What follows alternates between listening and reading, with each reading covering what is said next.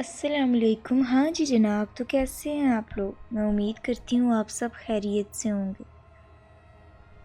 میری اللہ سے یہی دعا ہے کہ اللہ آپ کو خوش رکھے اور آپ کی تمام پریشانیوں کو دور کرے، اور جو ہم میں میرے اور آپ کے پیارے نہیں رہے ان کی مغفرت کرے۔ میں ہوں ایمان اور میں آپ کی خدمت میں کہانیاں لے کر آتی رہتی ہوں۔ آج بھی اسی غرض سے آپ کی خدمت میں حاضر ہوں۔ کہانی کو آخر تک لازمی سنیے گا۔ چلتے ہیں کہانی کی طرف۔ یہ کہانی جس کی ہے اسی کی زبانی میں پیش کر رہی ہوں۔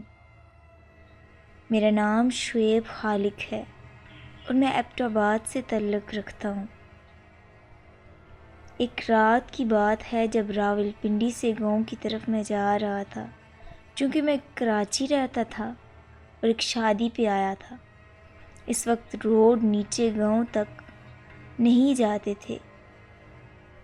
میں ریلوے اسٹیشن اترا۔ راولپنڈی تیز گام نے 9 گھنٹے لیٹ پہنچایا، شدید گرمی کے دنوں میں۔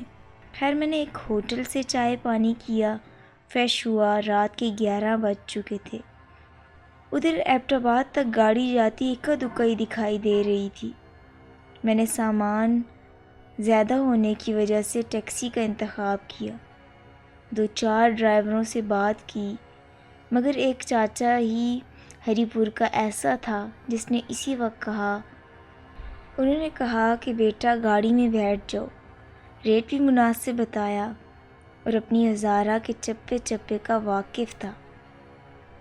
خیر سفر کا سلسلہ جاری ہوا۔ اتفاق ایسا کہ میرے سگے چاچا کے ساتھ ٹرانسپورٹ لائن میں وہ رہ چکے تھے، جو کہ اب دنیا میں نہیں ہے۔ ہمارا سفر دھیرے دھیرے جاری رہا۔ کوئی رش نہیں تھا۔ چاچا کی عمر اس وقت 60 سال تھی۔ خیر ہم ہزارہ کی حدود میں داخل ہوئے۔ بالآخر جہاں میرے گاؤں کا پیدل راستہ نکلتا تھا، چاچا نے مجھے اتار دیا۔ آگے پیدل گھنٹہ پہاڑوں سے نیچے گاؤں تھا۔ میں نے چچا سے دعا سلام کی، ان کو کرایہ دیا، شکریہ کہہ کے رخصت ہو گیا۔ گھر پاس ہوتا تو چچا کو کھانا بھی کھلاتا، مگر مجبوری تھی۔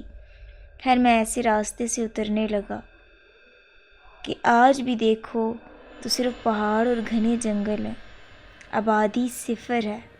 نیچے گاؤں پہنچنے تک سامان اٹھاتا چلتا پھر رک جاتا، جبکہ ایک ٹارچ میرے پاس روشن تھی۔ سامان بھاری تھا، 3 بیگ تھے۔ اگر شام ہوتی تو گدھوں والے لے جاتے، مگر رات کا معاملہ تھا۔ میں کچھ دیر چلتا پھر رک جاتا، سانس لیتا، جبکہ گاؤں ابھی بہت دور تھا۔ ایک گھر یا جگہ ایسی نہیں تھی جہاں روشنی کا نام و نشان بھی ہوتا۔ ایسے کرتے کرتے میں آدھے راستے میں آ گیا۔ ساتھ ہی رستے میں ایک چھوٹا سا چشمہ دیکھا۔ جلدی سے سامان اتار کے پانی پیا، بہت ٹھنڈا تھا۔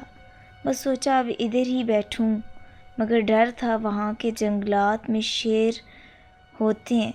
بس وسوسہ تھا شیر کے حملے کا، مگر میں نے ایک دم آگ لگائی، کچھ خشک لکڑیوں کو پتوں کو جمع کیا اور وہاں آگ لگا کر بیٹھ گیا۔ سفر کی تھکاوٹ بھی تھی اور جنگل کی ٹھنڈی ہوا تھی، اس لیے سستی آتی جا رہی تھی، اور شاید رات کے 2 بجے سے تھوڑا زیادہ وقت ہوگا۔ جب میں سگریٹ پی چکا، سستی کچھ اتر چکی تھی۔ آگ بجھائی، سامان اٹھایا اور چلنے لگ گیا۔ تقریباً 20 منٹ کا سفر ہوا ہوگا۔ میرا ایک جگہ کھڑا ہونے کا اتفاق ہوا۔ بیگ زمین پہ رکھے۔ پہاڑوں میں چلنا مشکل ہوتا ہے، ٹیڑھے راستے ہوتے ہیں۔ میں خاموش تھا۔ جوں ہی دائیں طرف مڑا، مجھے تھوڑا سا نیچے ایک سفید قسم کی بہت عجیب اور نرالی لائٹ نظر آئی۔ میں وہاں بیٹھ گیا کہ شاید جنگل میں کوئی چور آئے ہیں یا کوئی مفرور جنگلی جانور ہے۔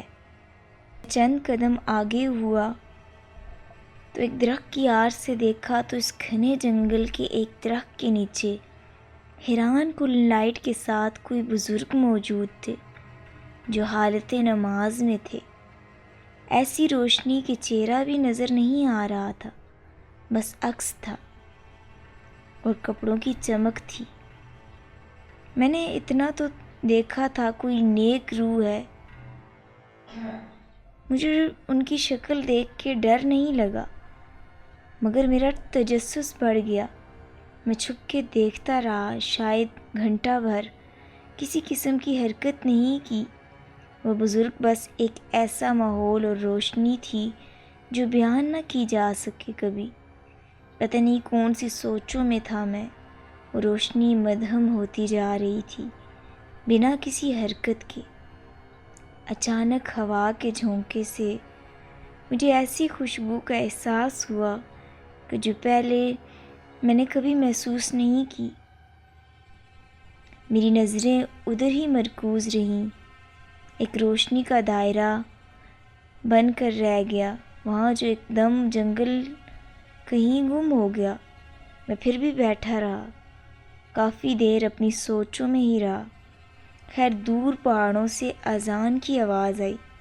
میں اٹھا اور سفر شروع کر دیا، اور حیران ہوا کہ وہ بزرگ آخر تھے کون؟ اگر وہ انسان تھے تو وہ غائب کہاں ہو گئے؟